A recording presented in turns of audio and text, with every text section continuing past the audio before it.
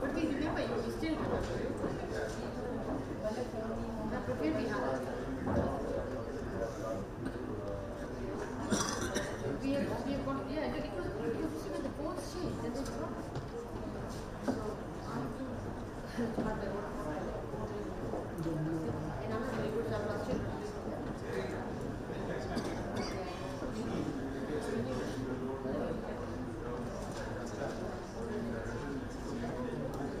I can't express my feelings to see you. But you know, it's quite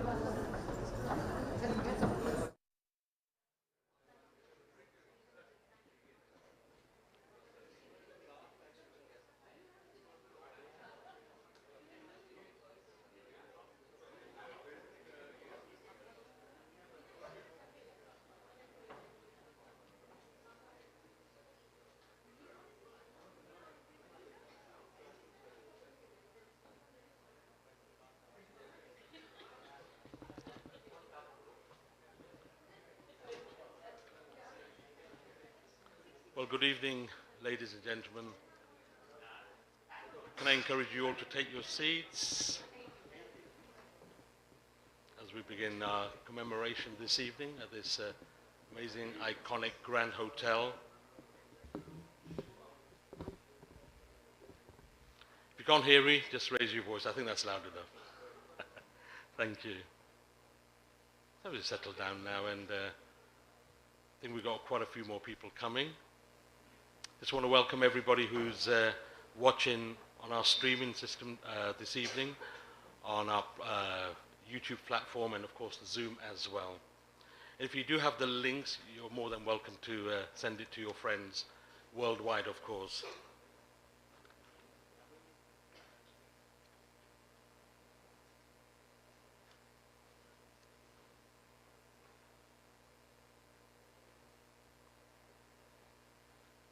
So once again, good evening and welcome to this historic occasion. My name is Kash Kumar, better known as Mukesh Solanki, which is my birth name, and I'm proud of that. And tonight is a very, very special evening. I just want to thank you all for coming to make this a memorable occasion. Our elders, friends, dear friends, worldwide, our chief guest this evening, His Majesty's the British Deputy High Commissioner, Mr. Alan Emile. Good evening, namaste. A special guest, my dear friend from the world of cinema, and I think he's been overly loved this evening, but Johnny Lever as well. Good evening, sir. Thank you for making time and making this occasion very, very special. Tasone aukara puchu aje, tama badaiwa, amara kachori gamti, and I think Rajkoti? બરાબર ને સરસ તો તમને સૌને આવકાર આપું છું કે આજે મહત્વનું જે દિવસ છે 80 વર્ષ 80 years of the commemoration of the SS Tilawa 1942. It's been a real journey trying to do the research and put this together. And before we go further ahead, I just want to invite, first of all, Mrs. Anita Yawali, who's the Vice President of the Maritime Museum, Mumbai Museum Society, who have really helped us to put this together tonight, supporting us, doing a lot of fact-finding for us and getting this together and making this evening a success. So those worldwide who are affected by the disaster of the SS Tilawa back actually on this day, 23rd Wednesday 1942, they've been a great support. So Anita, maybe you could say a few words first of all. Thank you.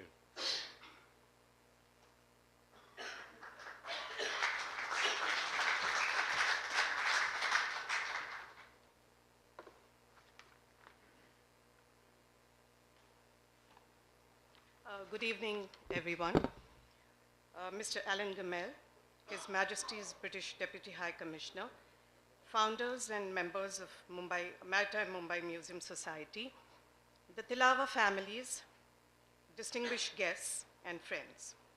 We have gathered here this evening to commemorate a tragic event in the world of maritime history. We at Maritime Mumbai Museum Society, along with the Solanki family, extend a warm welcome to all of you to join hands in reminiscing and acknowledging the Tilawa 1942 tragedy, which, like many, is a story that's lost and forgotten to time. It was the 9th of July 2022 when we at MMS hosted an online talk, SS Dwarka, and the speaker of that talk, Ajay Kamlakaran, is very much instantly here with us in the audience. That day, Kash Kumar, he kind of got in touch with me over Facebook Messenger, thanks to the positives, if I may say so, of the social media, and asked me if we could do a talk on SS Tilawa. And my obvious response was, why not?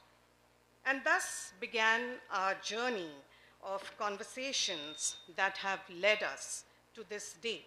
After 5 months of frantic activity, the pace of which at many times, I must say, got difficult for us to keep up with. But kudos to Emile and Kash for their absolutely infectious enthusiasm, immense hard work, and above all, the passion towards seeing their dream come alive. The dream to officially memorialize the Tilawa 1942 tragedy worldwide. A group of maritime-minded people came together in 2019 to form the Maritime Mumbai Museum Society with the sole aim and dream of establishing a maritime museum for the city of Mumbai. Well, we say a much-needed maritime museum. Geographically, Mumbai is a city that has literally risen out of the sea as a resultant of volcanic activity, and even today, it continues to be an island city, a peninsular city, and a city by the sea. Historically, there is no Mumbai without the sea. Unfortunately, due to multiple historical reasons, we, the people of Mumbai, actually don't acknowledge this fact, and hence there is an immense lack of education and understanding as to why does Mumbai need a maritime museum.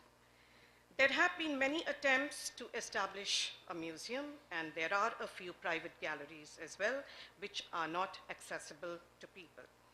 So our aim at MMS, that is the Maritime Mumbai Museum Society, is to create a cultural institution of world class that would not just be a repository of static displays and artifacts, but a place of learning and experiencing the 4 millennia old rich maritime history of Mumbai.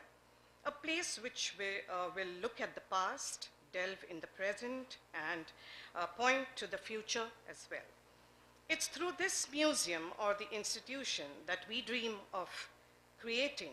We wish to share the amazing array of hidden maritime stories that most people are unaware of. SS Tilawa is one such story that does not find any mention or has not been acknowledged. This story that has its beginning and the sad and unfortunate ending right here at the Ballard Pier. And that is the connect we at MMS felt with the Tilawa. And so we accepted to partner with the Solanki family to help spread awareness about this event. It's been 80 long years that the survivors and the descendants of the non-survivors have held this tragic memory closed in their hearts. It's time today to openly accept and acknowledge this tragic event and let go of the pain that the affected families have lived with for 80 long years. Last but not the least, on a personal note, I want to thank Vice Admiral Rao, our founder, for all the unflinching support he lends to every project we take on. Without the support of Vice Admiral Rao and our president, who is not present here at the moment, Captain Kapildev Bahel, we would not have been able to achieve what we have on this beautiful evening. Thank you.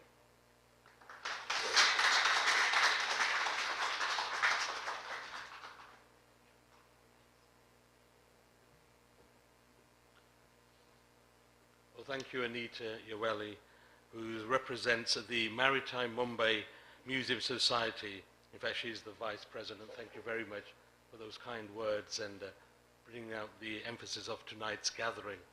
So once again, good evening, and especially those who are just joining us live on our stream, on our YouTube channel, and of course on Zoom as well. And distinguished guest, ladies and gentlemen, good evening to this commemoration. So we're now going to go on to our keynote address, which will form the main part of our commemoration this evening. A lot of questions will be asked, and I'm so proud tonight that my son Emile Solanki will do this on this very special evening. Emile.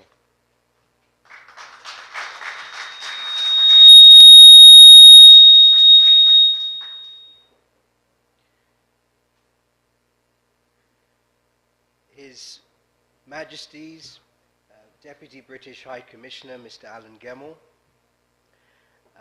Vice Admiral Rao, Commodore Koshi, distinguished guests, ladies and gentlemen, it is my privilege on behalf of the Solanki family, the many other families, the Patels, the Janis, and others around the world who are connected to the Tilawa tragedy, including the SS Tilawa Foundation in South Africa, to welcome you all, and also our friends on YouTube and on Zoom who will be enjoying this program now and also a recording later on.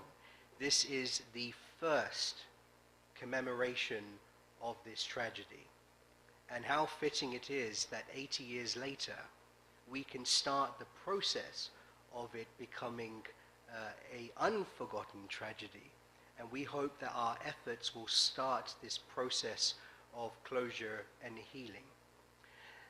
To really set this occasion off to the right start and tone, why don't we watch an introductory video and get a feel for what many of our friends and family had to face 80 years ago.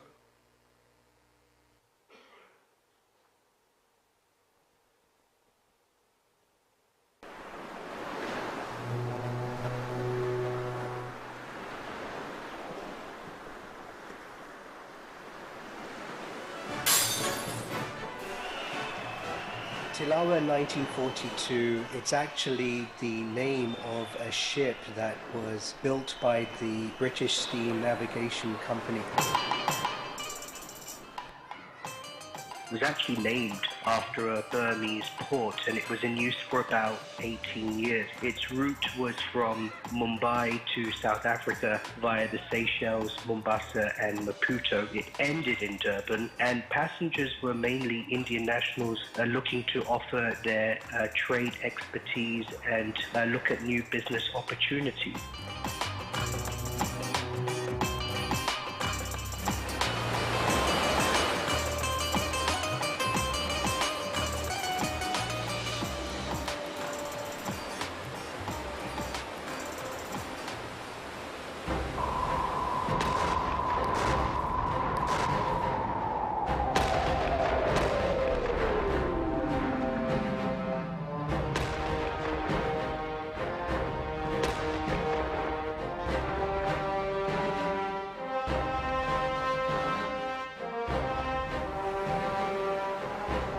On November 20th, 1942, the ship left Mumbai for South Africa. There were 222 crew members, 732 passengers, over 6,000 tons of cargo, which included 60 tons of silver bullion.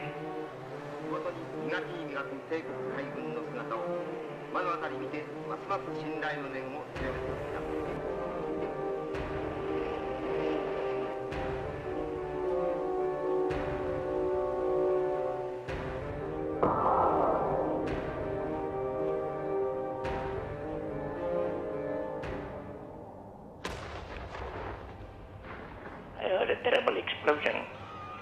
The ship flares were going up, siren was going up. Everybody's trying to escape from the ship.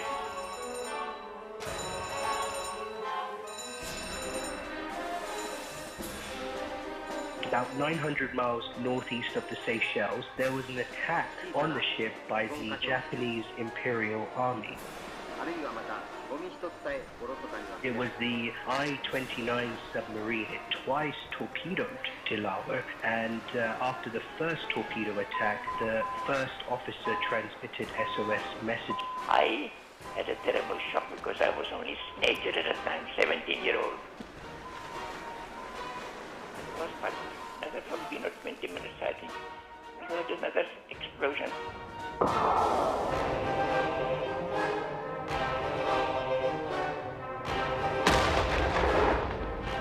That must be the second torpedo, and then the lights of Tilawa went off.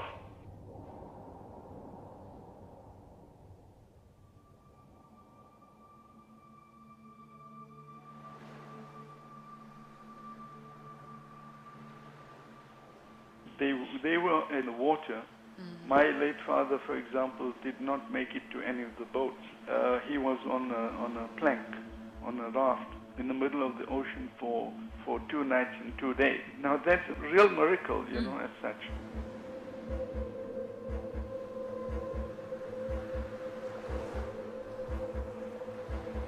My name is Arvind Jani. I am the last survivor of the ship named Tilawa. She was in the boat, and suddenly she saw the water coming in because it bombarded. There was a big hole in the ship, so water was coming in. So immediately she took me, she tied me up here at the back.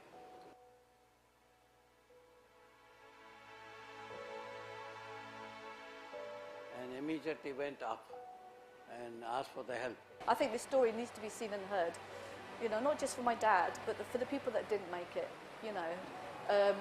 And there's going to be other families out there like ours, who's, you know, whose families perished and they don't really know about the story or don't know anything about it. There's a lot of unanswered questions. Trying to understand why would a Japanese commander of a submarine first cripple the ship, wait 1 hour later, and then eventually deliver the coup de grace, which eventually sank her. And so that 1 hour is of crucial interest to everybody because that will reveal the mystery why she was eventually sunk. So we know there was silver bullion on board. There's speculation there was gold bullion on board. And we're not sure if the Japanese were after the cargo because obviously they needed to fuel their war effort. I've always made this point that had this been a war tragedy in the West, they would have made movies about it. It would blockbuster.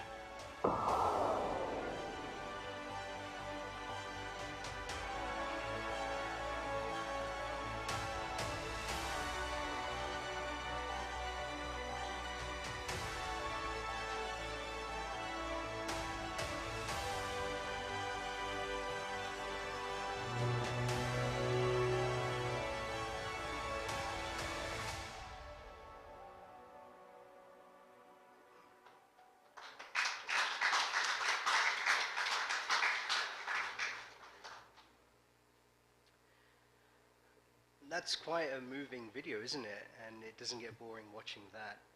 How did we get to this point? You know, this was a tragedy for our family we had no idea existed. And it was actually back in 2007 when I was 20 years old. My father, at the age of 44, was talking to my grandfather back in Leicester and saw this picture of a gentleman. You see the one in the middle, that's my grandfather on the left, run-shot by Solanki.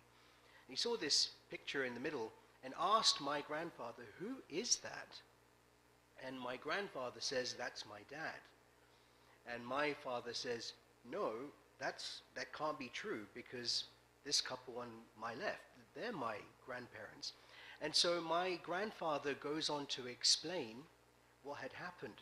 In the province of Gujarat, there are two villages, Kansar and Kacholi.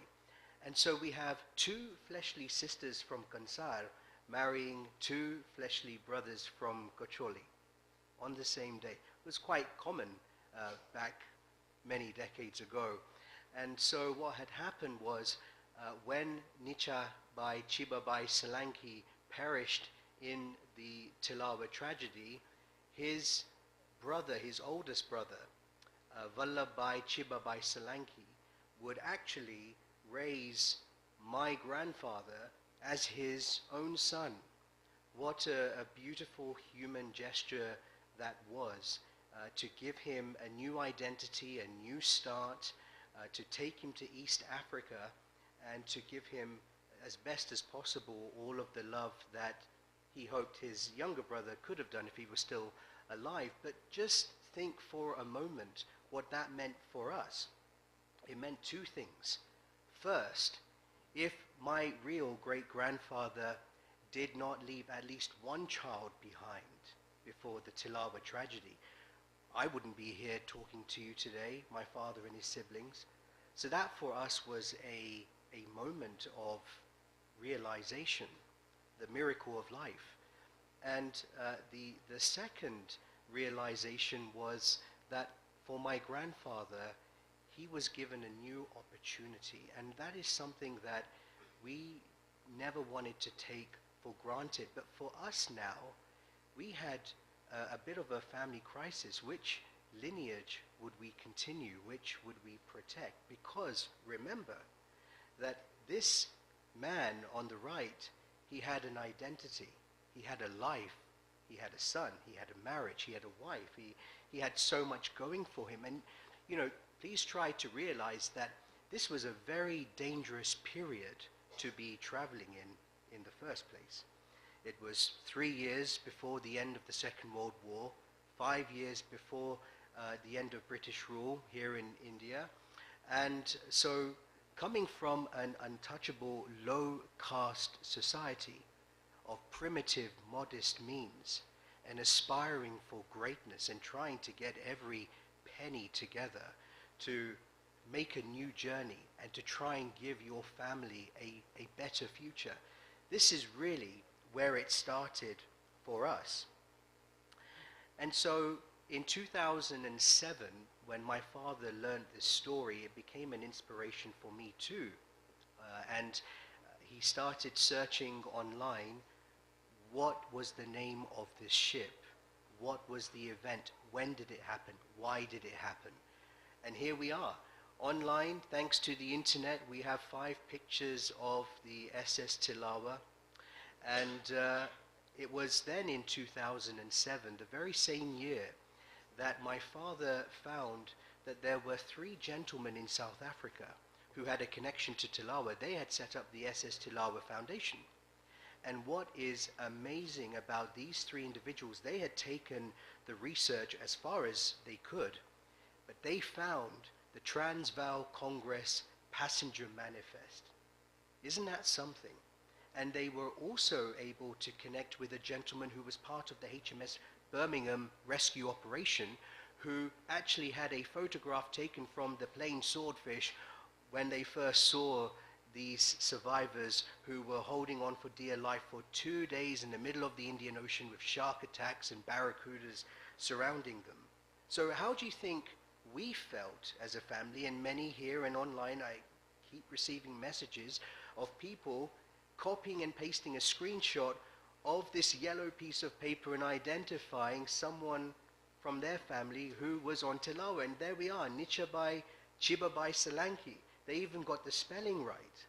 And that was quite something for us to see. And it was a beginning of a special moment for my father and I too, because we were trying to relive what was that journey like to get onto the flying Rani train from Navsari down into Bombay.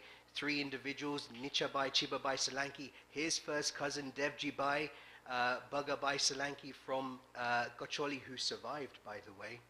And then Mr. Chunilal Nosaria, you heard his voice earlier in the video, and he was a survivor too. So imagine these young men in the prime of their life, in their early 20s, making their way to Bombay. They arrive perhaps for the first time to the Ballard Estate train station, which of course no longer exists. They go to the Mackenzie impressive office there. Imagine going in and trying to buy your tickets.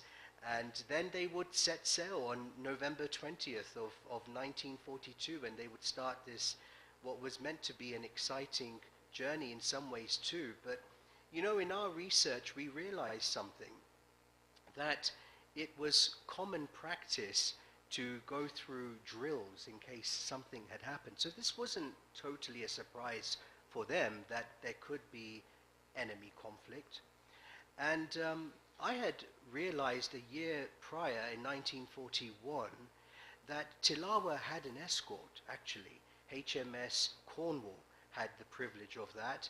And just a couple of days before the Tilawa tragedy, HMS Birmingham and SS Carthage were already on their way to East Africa, but they too would normally participate in the patrolling of waters, escorting, protecting cargo, looking out for German U-boats or Japanese submarines. And it just so happened in bad timing that Tilawa wasn't able to benefit from some of those provisions on November 20th of 1942.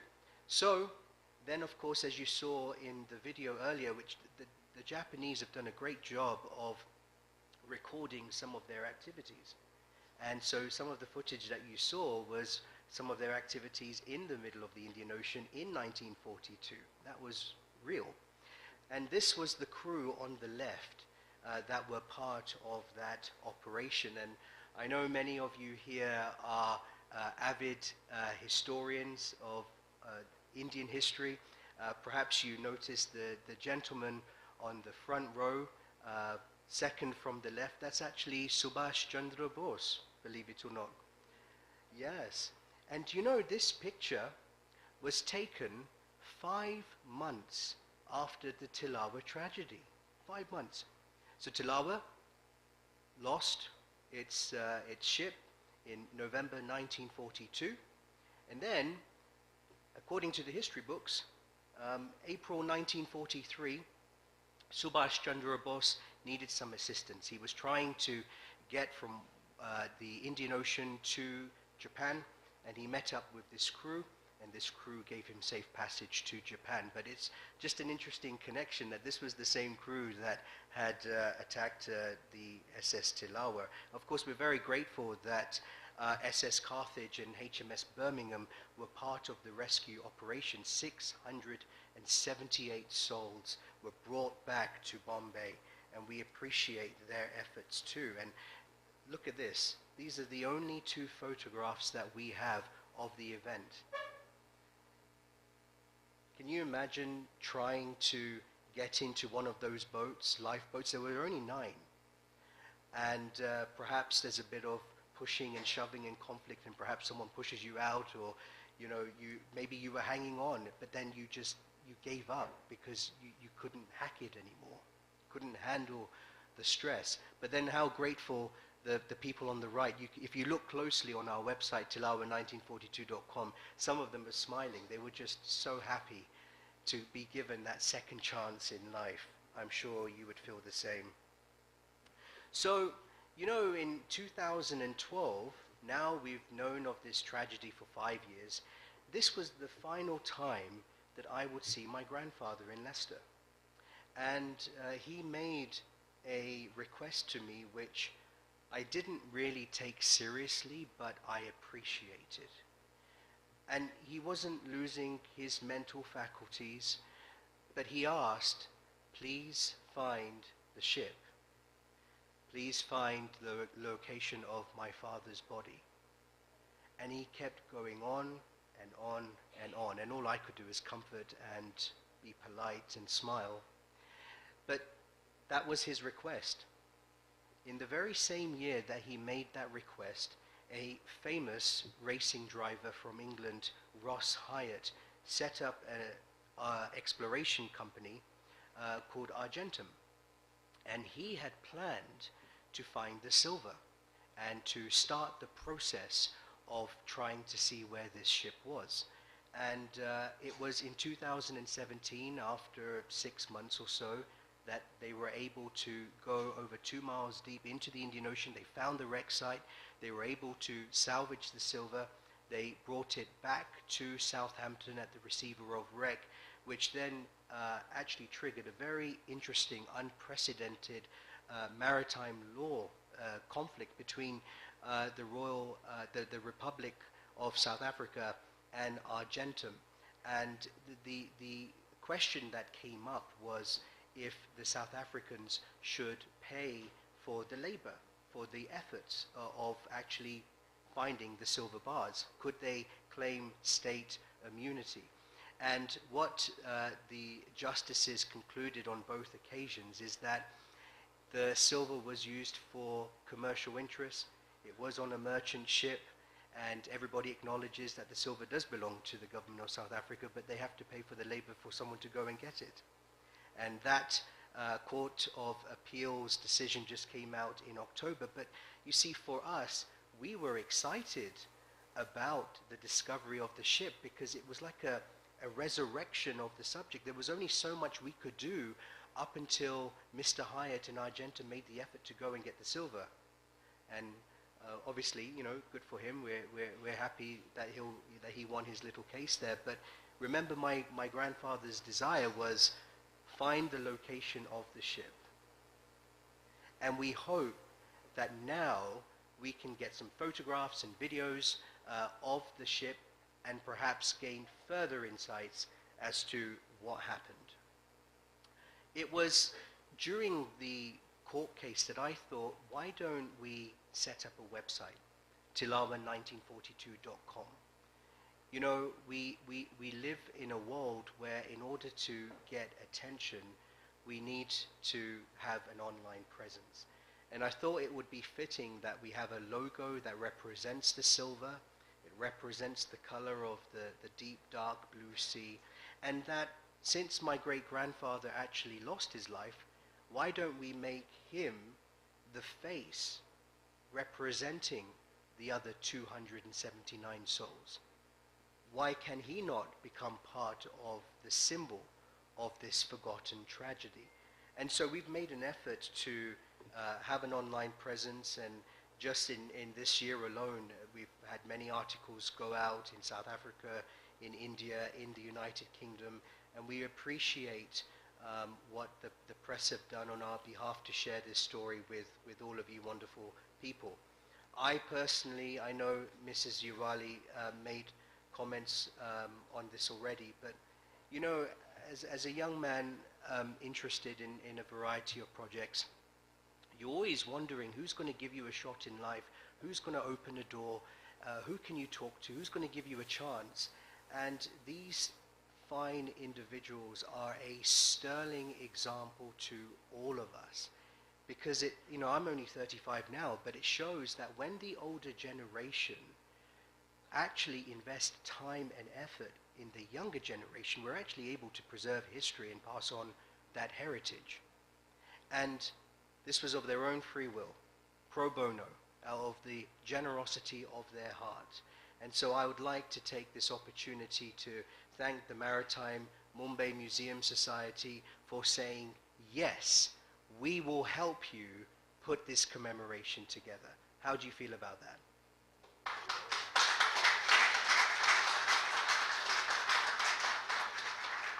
You know, at first we thought maybe we'll do the commemoration in our village, or perhaps at a museum in London, England.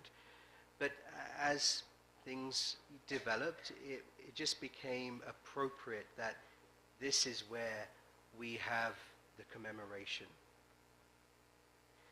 So in our efforts, what has happened since? Well, up until today, if I give you my cell phone and you look in my WhatsApp, you'll see we've received pictures and stories. 25 families have now reached out and said that my father, my mother was either on the ship or we lost family members. Up until midnight 2 days ago, we thought that our dear friend Mr. Arvind Bhai Jani was the only known survivor. And I got a phone call just before I was going to bed that Mrs. Tej Prakash Kaur, 90 years old, still fully with it, living in Cincinnati, Ohio, was also a survivor. She lost her mother, she lost her 3 younger brothers, but her and her father survived, and she has a wonderful story of her father actually, well, he was drowning. That part was not nice, but he was able to swim. He saw a 6-year-old girl who was struggling for her life. He was able to help her for the next 2 days, hold on to a raft, and she was hungry. And he found a couple of onions floating. And because they had no idea how long they were going to be out at sea for, he was able to peel one part of the onion at a time and to feed this little girl. You know, I mean, how marvelous. These stories are only now starting to come out. So what a privilege it is for us. We're going to listen to some of the Tilawa family members who couldn't be here today. Let's start with Mrs. Kaur. My name is Tej Prakash Mangat, and I'm a survivor of the SS Tilawa tragedy. Every year at this time, I think of those that died, including my mother and 3 brothers. May they rest in peace. I'm sorry I cannot be with you all. And I know the family are going to be watching this commemoration, and our thoughts are with you. Apart from Mr. Jani, who you will not believe only lives 10 minutes from the house I lived in for 22 years, where I went to school and played cricket. I wish I had met Mr. Jani back then, but also nearby to Mr. Jani was Mr. Mervyn Massiel, who is 93 years old now, and he was living in Bombay during the time when this tragedy took place. Let's hear his story. Thank you very much. I'm sorry I can't be with you all on this great occasion, actually, when you're commemorating the 80th anniversary of the sinking of the ill-fated SS Tilawa. My name is Mervyn Massiel. I live in London. I am the second son of Mr. M.J. Massiel, who with his wife and 3 young children perished on this ill-fated boat in November 1942. I know many others also lost their lives. Some survived, which is good luck to them, but many perished. And unfortunately, their story has not been told. They've forgotten. That is totally wrong. We need to honor these fathers, mothers, sons and daughters, or granddaughters that perished in this tragedy. And I'm glad to see that so much is being done to keep their memory alive. And I hope you will hear a lot more this evening from the speakers. As I've recorded in my books, my brothers and I, we were very young when this tragedy occurred. I was, 11 or 12. My younger brother was 8. My elder brother was 13. So it was quite a blow to suddenly find that overnight we became orphans. You know, we had such a comfortable life, with my dad there and a good job and all that sort of thing. So much so we never believed anything would happen, so much so that we wrote to him. You know, that was our sort of normal way of doing things. Wrote to him in the hope of getting news back from him. And when, quite unlikely, when we never heard, something was within us telling us that something must have happened. And lo and behold, we got the news through a friend that the ship had been torpedoed, many lives lost, presumably even my parents' life, but we knew nothing about it till my uncle in Bombay, Mr. Sequeira, he and his son, who your son has met since in Canada, they went from hospital to hospital in Bombay because there were rumors going on that many people have been rescued and saved or in hospitals, and some even felt my dad or stepmother must be among them. So they went to every hospital, and as good luck would have it, they met my father's cabin boy. Sadly, I can't remember his name. I wish I knew. And he gave them first-hand knowledge, first-hand story of what transpired. He said that he saw my dad on the upper deck with the 3-month-old step-sister of mine. When the first torpedo was fired, which was late at night, my father was on the upper deck with this little babe. He rushed down to the cabin to wake my stepmother and the 2 little children, Francis, 1-year-old, and Fina, 3 years old, I think. You can just imagine the commotion at that time, you know. So he comes up now with the stepmother and the little children. Oh, they must be in a hell of a state to be woken up at that hour of the night. And then he finds that all the boats, lifeboats, are occupied. And the cabin boy apparently said to him, "Why don't you jump?" And my dad's reaction was, "How can I jump with this young child and he's too young and my wife?" So, and I believe that was the last, because the cabin boy jumped, and after that apparently the second torpedo was fired when the ship went down. So I leave that to imagination. I just hate to think about it, you know, what must have gone through their minds. And I feel is it's very fortunate that we've got you and your son doing so much to perpetuate the memory of those who died or whose lives were taken away through this tragedy. And I think, although maybe the British government and even the Indian government have maybe forgotten all about this, I think it is time to resurrect the whole story and let the world know the truth. We need to tell the truth to the world, because you and I, we have lost loved ones, you know, and lost them in very tragic circumstances, you know. It was not as though they were going on a holiday. This was, you know, they're going back to work, and it's sad. As I said, we were young to appreciate the full import of that, you know. But now, in my older life, I can understand it, and I very often have not nightmares, but illusions of what they must have gone through. Not only my parents, but all the others who lost their lives, you know, what they must have gone through. Screams, people screaming for help, but no one there to tell. It must have been awful. All I can say is that I feel that memory has to be kept alive, perpetuated, and brought to the world. You know, we spent part of our holiday in Goa with my father before he left. And the last time I saw him was when they passed through Belgaum railway station en route to Bombay. And that's where, the train stopped for quite some time. We were able to talk, and the seller thought, Dad said, look, I'll come back soon. In other words, he was going and hoping to retire and come back soon. So we were all really thrilled. My two brothers and I were very thrilled. So you can imagine just what our feelings were when we heard the bad news, the sadness, very sad.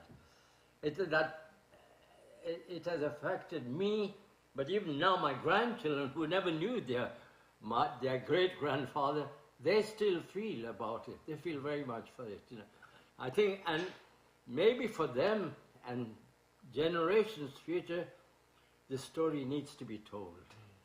Absolutely. I hope so. Absolutely. I'm very grateful to you and your son for taking so much of interest in this, It's a great thing. Right. Because otherwise this thing would have been just forgotten. Yeah.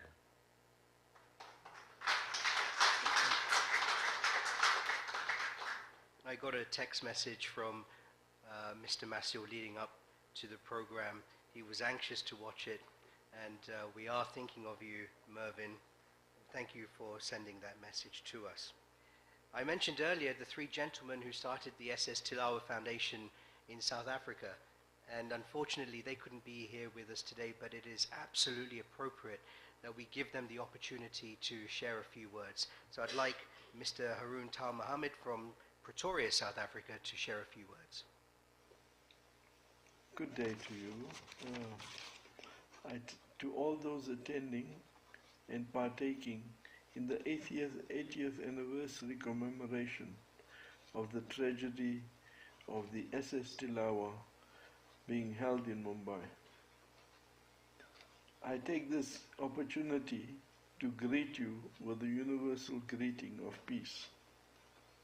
My name is Haroon Tal Mohammed, one of the founders of the SS Tilawa Foundation. This is the first time that such an event is being held to commemorate this tragic occurrence in world history. I, on behalf of my team, wish to congratulate the Solanki family and the Tilawa 1942 project for organizing such a well-coordinated and planned commemoration. So befitting to have this event at the very place where the victim's journey began, and for those who survived to be brought back. We are so very touched and moved to have amongst us Mr. Arvind Jani, one of the known survivors. As we speak, I have just received breaking news that another survivor, Ms. Taj Prakash Kaur, who is based in Ohio, USA, is alive, and she's 90 years old.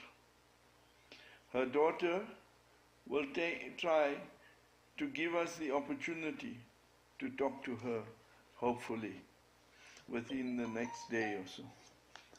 I have been involved in this project regarding this tragedy for the last 25 years, and feel happy to know that some of our efforts have not been in vain. That at least we are able to bring the story to the fore and record it in world history. At least give recognition to... Thank you so much, Mr. Tal Mohammed. And we have one more from the president of the Darji Gujarati community in East London who is the son of a survivor. Hello, my name is Praveen Jivan, and I'm son of late Murar Jivan, who is one of the survivors on an incident of SS Tilawa, which happened on 23rd of November 1942. At about midnight, on that night, fatal night, the ship was torpedoed and there was a chaos on the ship. My father didn't know how to swim, but he was worried that he's going to die. He wore a life jacket, and then he was roaming around on the decks to find out the appropriate escape route. There were so many boats, rescue boats, but it was meant for 50 people, and my father saw that more than 50 people were going on that boat, and they went straight into the water. They sunk straight into the water, so he avoided that. And in that fear, he was roaming around on the deck to see where he could go. And on the upper deck, he found where the cabins were. He found that people were shouting from inside the cabin. Unfortunately, they were locked in because the torpedo made them lock the doors. My father took a fire axe and started trying to open the door and banging with the fire axe. He managed to open 2 doors, but then he was panicking about himself. So he then came to the second deck, and he saw one of the crew member making ready a raft. And the raft had 1 tin of biscuits and 1 tin of water. And he pushed the raft into the sea. My father saw this opportunity and he jumped onto the sea. Luckily, he went straight down, but when he came up, he saw the raft about his hand away. So with much difficulty, he climbed onto the raft, and then he was alone on the raft. So then he saw these people who were swimming and shouting and with the fear.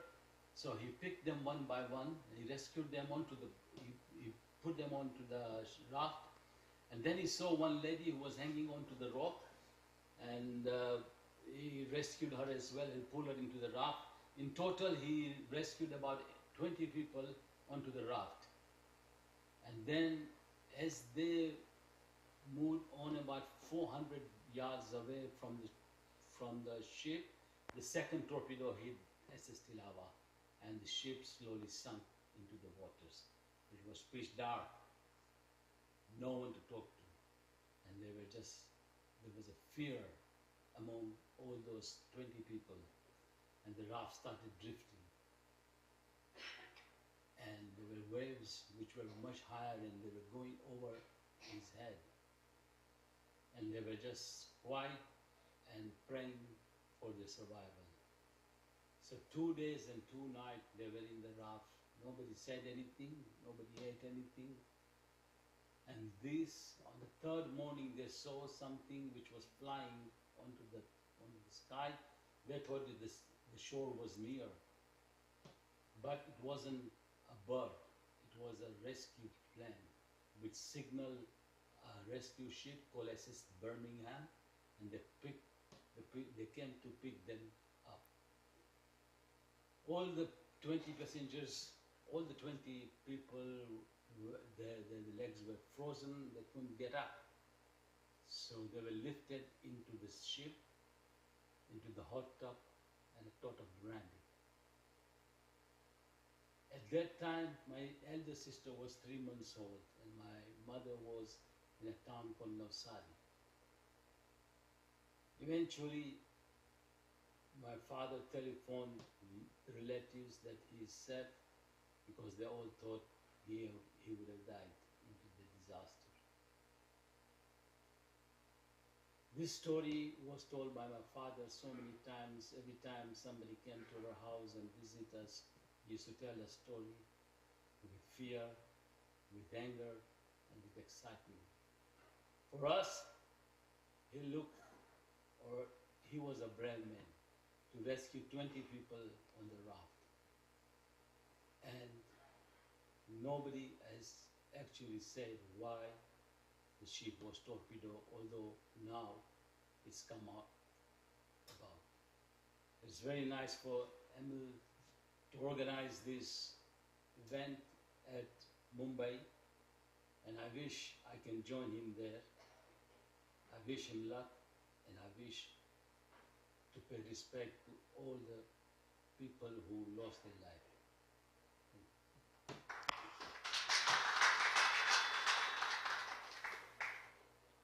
Thank you, Mr. Jivan. We know you're watching. So, in summary, where do we go from here? There are many questions that families connected to Tilawa have. Some are, did the Japanese know that cargo liner? Why was Tilawa authorized to be a ship that would carry passengers? Was there anything more that could have been done to save lives? Could this tragedy have been forgotten, etc.? And we've listed these questions on our website too. But now, as we get greater awareness and we get access to further research, we hope that we can answer more of these questions. So, in the coming days and months and years, we hope that one, it will be easier for us to get access to some classified documentation. We hope that perhaps maritime museums will open up a little space for the Tilawa tragedy, and maybe even a documentary and a movie can be made of the Indian people during the Second World War who lost their lives or survived from the tragedy. And hopefully, with all of these efforts, eventually over time, it will no longer be a forgotten tragedy.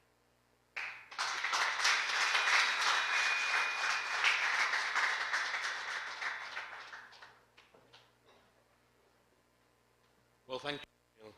Absolutely amazing. Thank you very much for bringing the insight of this unfortunate event which happened on this very day in 1942, the 23rd of November.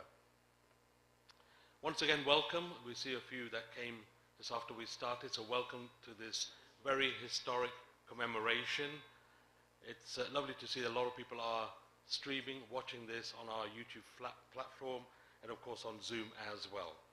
So now, without further ado, I'd like to welcome our chief guest, and His Majesty the British Deputy High Commissioner, Mr. Alan Gamel. Please.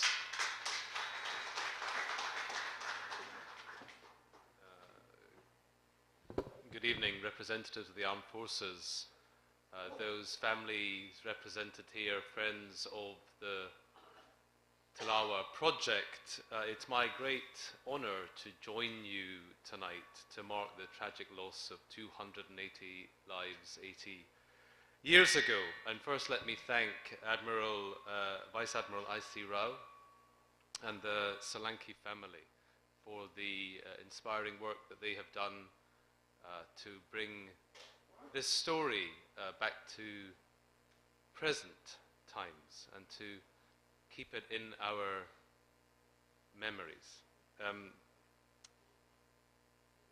As well as we've heard, remembering the journey of the Tilawa and the tragic loss of life, we also remember the role that HMS Birmingham and SS Carthage played in the recovery of 678 survivors.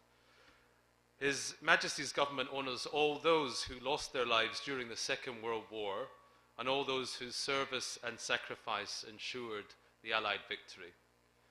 Today's event is only 2 weeks after our UK and Commonwealth countries' National Service of Remembrance. And here in Mumbai, we brought together not just the British Deputy High Commission, but many of those nations who fought in the Second World War. And we asked that we paid our respects together to all of those who perished and those whose sacrifice we should remember. During that service, we also took time to remember the life of Her late Majesty, who led my country and our Commonwealth for 70 years, and who led our service of remembrance from London almost every year of those 70 years of her reign. During the service, we also remembered the life of a much-loved former British Deputy High Commissioner, my predecessor, Mr. Percy Norris, who on the 28th of November in 1984 was very sadly assassinated in this city. And we lay a wreath each year, much like you're doing, we lay a wreath each year for Mr. Norris and his family. And it would be my great privilege and the privilege of the British Deputy High Commission in Mumbai if you would allow us to lay a wreath each year in our National Service of Remembrance for the victims of the Tilawa tragedy. Thank you. In doing so, you would allow us to recognize the critical role India and Indians played in the war effort, including some 14 million people from your country who worked round the clock to provide critical supplies that were instrumental to the victory. Supplies that included 196 million tons of coal, 6 million tons of iron ore, 1.12 million tons of steel, turned into 25 million pairs of shoes, 37,000 silk parachutes, and 4 million cotton parachutes.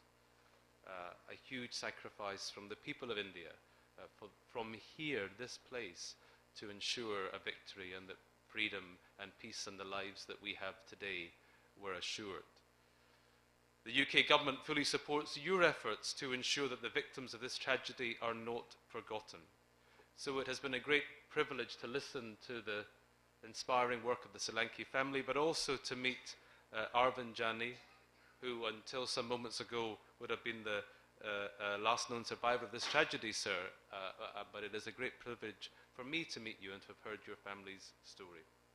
And to know that from 2007 the Solanki family have been telling the story of this tragedy to ensure that those lost at sea will never be forgotten. And I want to thank you for that service. We've had the great privilege to listen to Mr. Mervyn Maciel from, I believe, South London. He was 13 years of age and in Bombay when he lost his parents and 3 young siblings.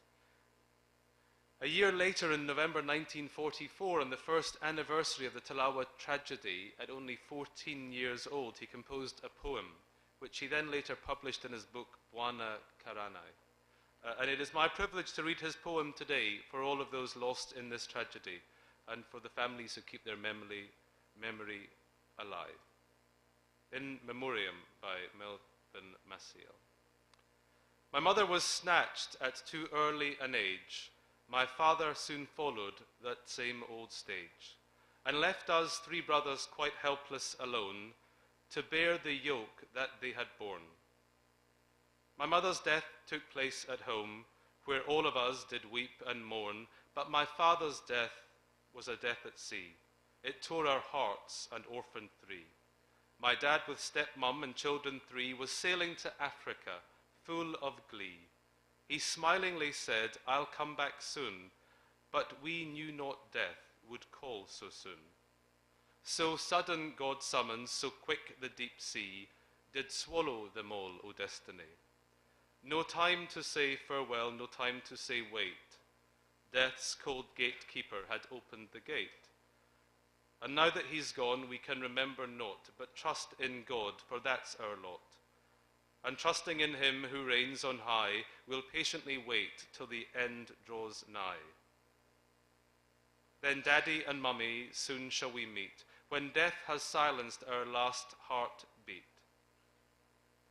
Together then we'll live forever and ever. In heaven so beautiful, we shall part no never. Thank you.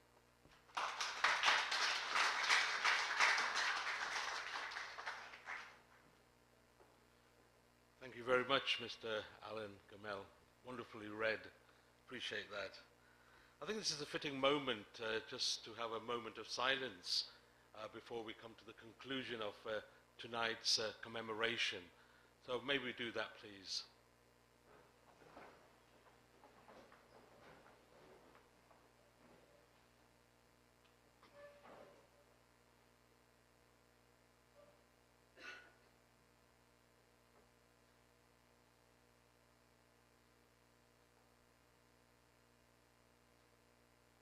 Thank you. You may be seated.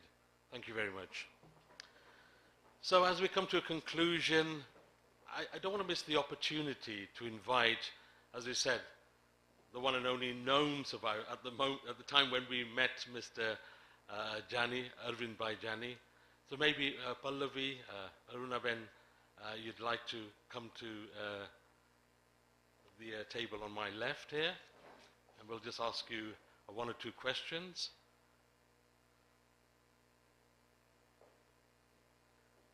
So as you heard from Emile's talk that Mr. Arvind Bhai Jani, he's 83 and was a 3-year-old lad, a young boy on the ship, and he survived with his mother, who now sadly has passed away. And I'm so happy that they've made this special effort, despite his health, coming all the way from South London, Thornton Heath, which I fondly know. We kind of like lived there many years. So it's just lovely to have some Croydon people here tonight. So, Arvind Bhai, કેમ છો?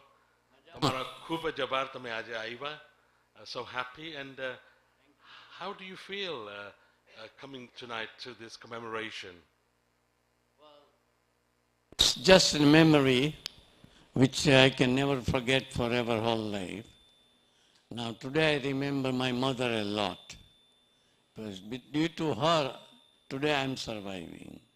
Because she tied me up at the back and carried me, and she came down, dropped in the sea, and went in the small boat, and we were rescued after about nearly 12 hours.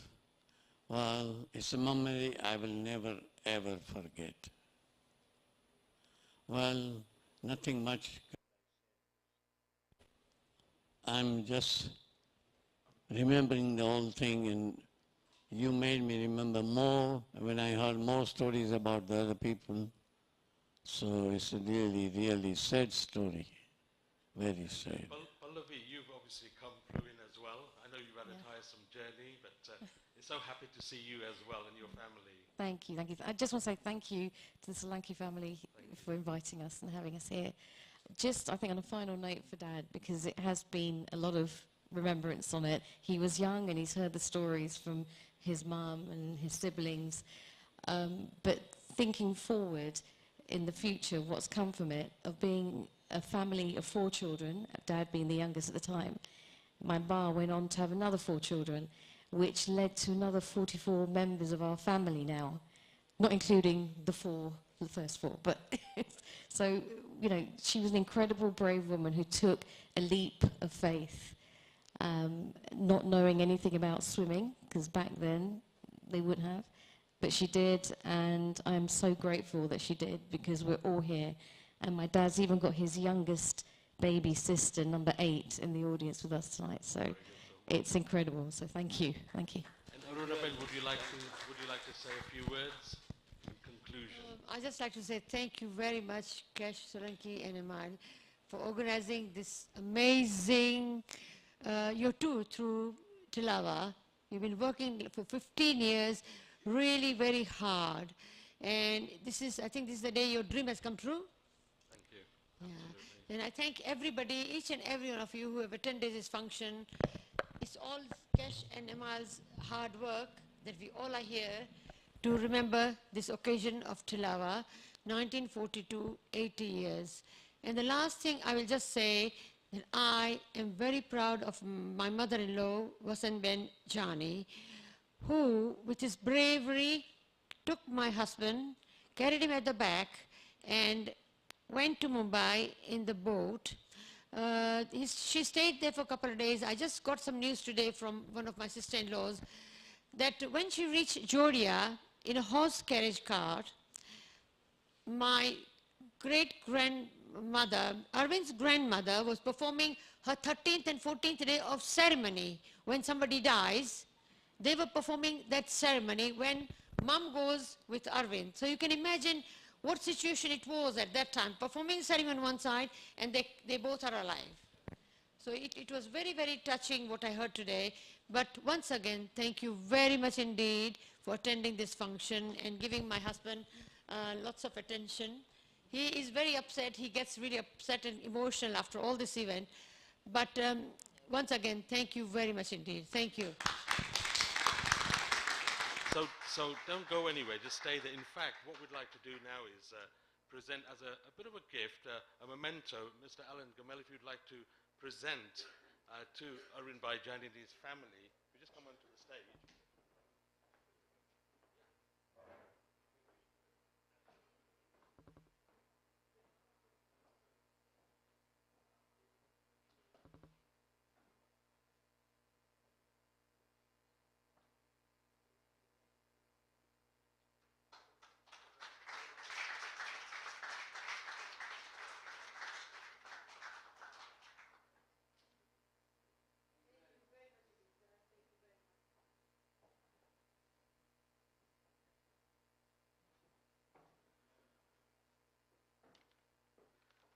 Well, what can I say? We could go on, and we know we want to keep it short and sweet, but I think we've made every moment count today for, without getting too emotional, but, you know, for me, it's really moving.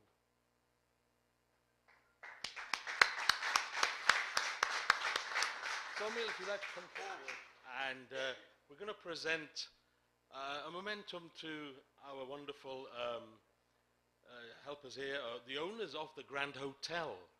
This is very significant because the family, Mr. Engineer, their family were here from day one. He was telling me, and you know, they actually built this hotel many moons ago. And I kind of like think sometimes maybe granddad?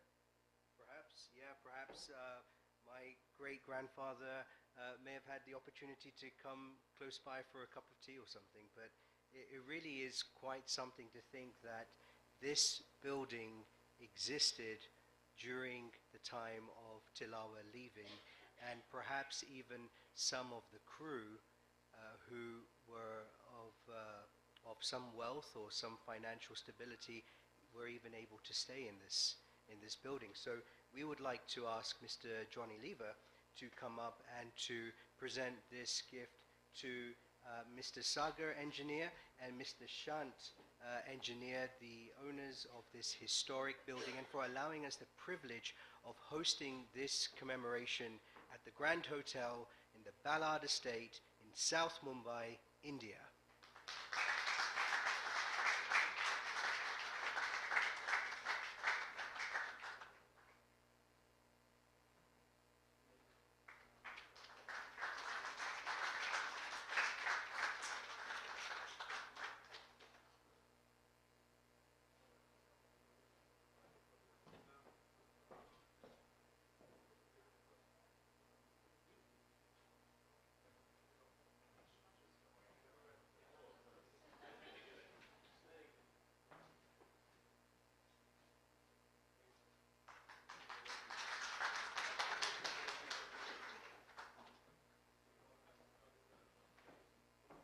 Well, that's calls for a bit of appetite now, I think.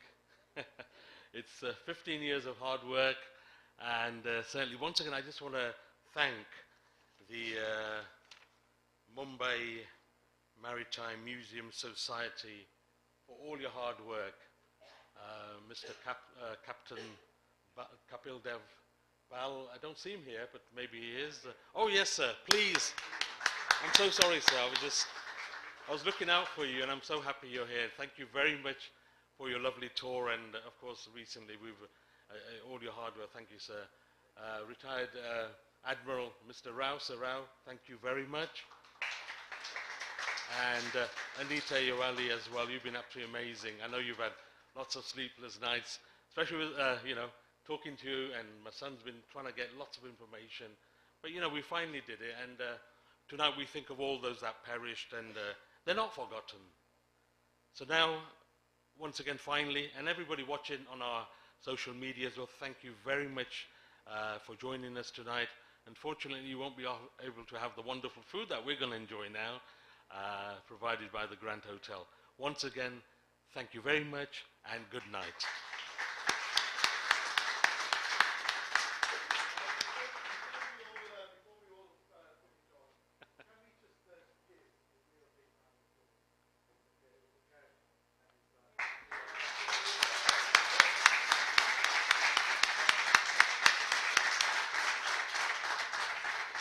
Thank you. So please feel free and go to the dining hall, which is to my right, and enjoy the wonderful meal. Mix well, and please allow us to take some pictures with yourselves as well. Thank you very much. And Mr. Johnny Lever as well, thank you very much for coming, sir. Mr. Alan Gamel as well.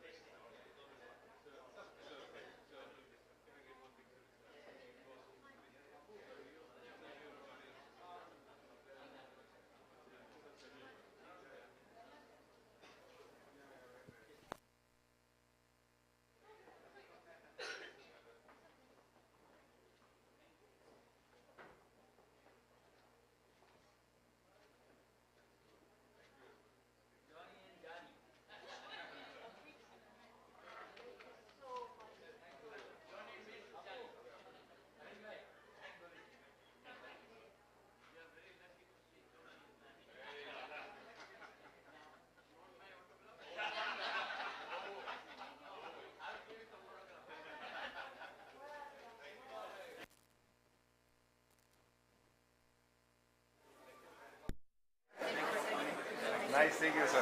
Take care. Thank you very much. Okay.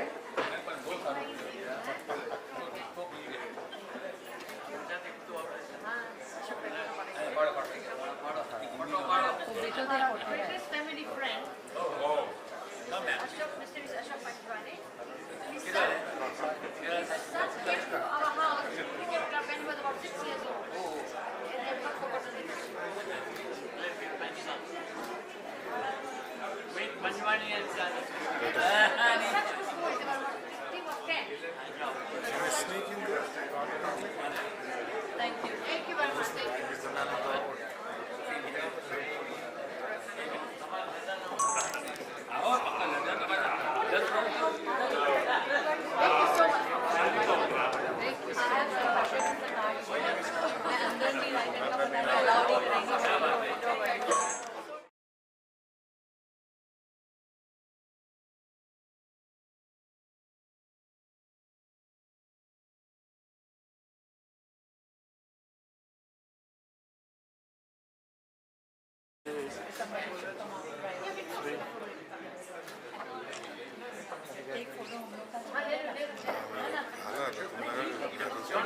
Johnny meets Johnny. Johnny meets Johnny.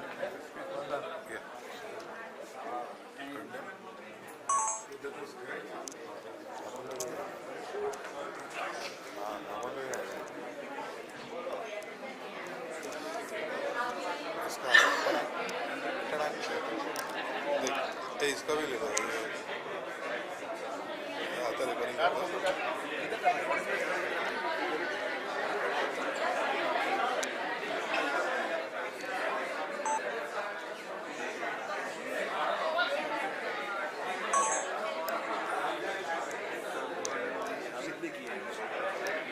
करना पड़ेगा बड़ी में आएगा